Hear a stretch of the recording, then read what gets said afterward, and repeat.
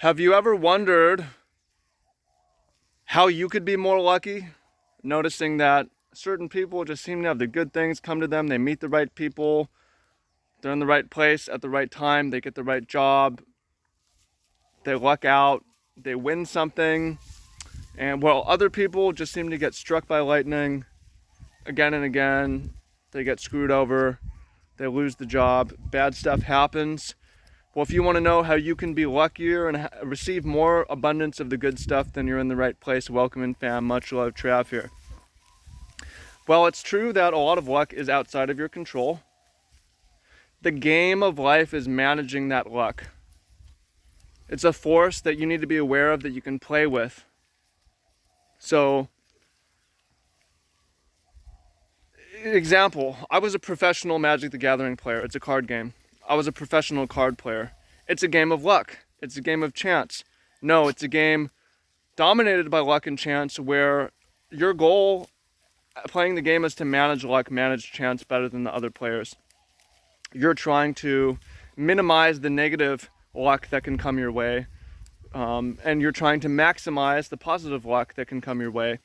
And it's statistical. There's a lot of math involved, but it's also theoretical. There's a lot of theory involved. So we're going to skip the math today. We're going to take the theory from that game and bring it to you in life so that you can reap the rewards of the good luck, drawing the right card at the right time, and avoid a lot of the bad stuff. Now, this isn't a guarantee that good stuff will happen. It's not a guarantee that bad stuff won't happen, but it's a philosophy that's going to increase the odds in your favor. Okay? So the first is the understanding that there is massive amounts of luck. There's unlikely scenarios, but there's certain things that you can expose yourself to and certain things that can be avoided. For interesting books on this, read The Black Swan by, what's his name? Nassim Taleb. Very interesting. And the concept is that there's these events that we cannot imagine or are so unlikely, and our job is to protect ourselves from those happening and realize that they can happen. An example is, people say, well, you can die crossing the street. Not if you look both ways. Not if you look both ways, right? You can die doing a lot of dumb stuff. So in Hawaii, people die hiking all the time because they hike with no water, or they hike alone, they leave the trail, they hike when it's wet, they start too late. All those things are avoidable. And it's sad, and I know people who have gone that way. And I know people who have died in car crashes. And I could die in a car crash, but I try not to be driving too much Friday, Saturday night, because that's when it can happen. And you might say, Trav, well, you're missing out on that. I mean, it's your choice. There's certain things that are obvious that can be avoided, right? Examples, there's certain risks that you can take, like stealing from your job or continually showing up late, that can lead to getting fired, and to realize that and to avoid that. There's, in your relationships, cheating or going behind the back opens up the door for a lot of negative stuff that can happen to you that's avoidable, right? Breaking the law repeatedly can lead to going to jail. Taking risks, moving drugs, being a drug dealer or a drug trafficker can lead you to going to jail. There's, certain financial risks. Giving your money to shady people and taking out massive loans and debt can lead you to financial ruin. All these things appear bad luck, but they also could have been prevented. You didn't have to break the law. You didn't have to lie. You didn't have to steal. You didn't have to cheat. You didn't have to drink and drive. You didn't have to gamble away all your money. You didn't have to go into debt. You didn't have to do any of these things. Those things are all choice. The randomness of getting caught is not your choice, but you exposed yourself. You could have taken a path in life. You could have taken a line in life where none of these bad things would have happened to you. So if this is hurting you because you're like, man, you're right, dude, I've done bad stuff, or I'm exposing myself to bad stuff happening to me, then it's okay. You're in the right place. First step is learn. Second step is improve. So I'm telling you that you can play certain things carefully. Certain things should be played carefully. Like the law, going to jail should be played carefully. Cheating, lying, stealing should be played carefully. Things that are a matter of life and death, physical danger, physical injury should be played carefully.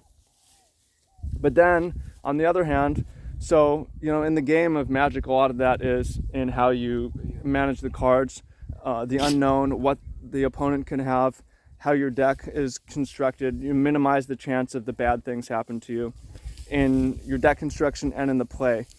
On the other hand, you want to open yourself up to getting lucky. So that's the other half. So we talked a little bit about minimizing your bad luck. And while we're still here, get health insurance. If you have kids, get life insurance. You should have car insurance. You should have up-to-date tabs, right? These are things where you hear people get fucked because they get sick or injured and they have no health insurance. That was avoidable. If you're broke, most states have good free health insurance, right? There's no reason to expose yourself to these risks. Okay, now again, exposing yourself to the positive risks, allowing yourself to the upside, so that you can draw the right card in the right time. So, I mean, an example of this is going from playing a game casually to getting in a room where if you win a plane ticket to Hawaii, you win a plane ticket to Europe, you win a plane ticket to Japan, allows you to be lucky, right? Nobody gets lucky in a home game, right? So getting in the game of life and exposing yourself to the possibility of chance. So a lot of that is going out, and the world's changed a little bit with COVID now, but being in a place where you can meet people, where you can meet the right people at the right time. For me, it was very lucky to have mentors, to meet really successful people, to meet really healthy, really productive people, to meet world-class athletes, world-class performers, entrepreneurs, millionaires, and and have some of that influence rub off on me. It's lucky, but I went here, I went there, I also signed up for this course, I joined this group, and ended up meeting a lot of incredible people. So getting in the room is one thing. Taking a chance, right? People are scared. Here's a common one: is people are scared if they're interested in someone, to express their interest, like early stages of dating. Whereas there's no downside to expressing yourself, but the upside of just missing out on partnership, on kids, on family. People miss out on partnership, they miss out on kids, they miss out on family. They go their lives as involuntary celibate, or maybe voluntary celibate because they're scared, because they're uncomfortable, because they want to play it safe. When in this case, there's nothing to lose but everything to gain. But they're willing to do things where there's nothing to gain, like drunk driving, but everything to lose, your life. So, a lot of it's social. There's also, certain risks that you do in terms of your career, your job, certain things that you try, pursuing what you want to do, traveling. These are examples of exposing yourself to positive chance. So you just randomly end up in the right place where you're supposed to be, where you're happier, where you're with your life, where there's not really anything. Like you could sit at your job, or and take your week, 2 weeks off at home, or you take your 2 weeks off, you go to Europe, you take your 2 weeks off, you go to South America, you meet some people, changes your perspective forever. Meet your partner, or decide you want to live somewhere else. Expose yourself to getting lucky. There's also the financial luck. So an example of this is people, again, just play life incredibly dangerous in terms of physical reality, laws, getting punished, going to jail, dying, but they don't invest money in something like, say, Bitcoin. Like, you heard about it, you could have invested money, it went up 10 times, 100 times. In the worst cases, you lose your money, not even go into debt. Worst cases, you lose some money. Best cases, you 10, 100x. And people don't do it because it's like, oh man, most of us know someone who got rich with cryptocurrency and think like, man, they got lucky. Well, they really didn't take that much risk on. They just chose to open themselves up to a positive chance. So you got to ask yourself, if you're not opening yourself to these positive chances with your finances, with your relationships, with your job, with your career, with your living, but you're allowing yourself to get unlucky in these various ways. Why? Is that intentional? Is that mental? So just realize this again, you want to be luckier, life's a game. It's a game of managing luck and chance and variance and randomness and unknown information, and do the best you can with the information you had. And if you live with the results and live with the decisions, that's great. If you ruminate and you regret, that's good too, because that's going to help you make better decisions in the future. But just realize there's plenty of things you can do to moderate and minimize your exposure to bad luck. Following the law, not taking unnecessary physical danger or financial risk, having insurance, these sorts of things. You can do these things,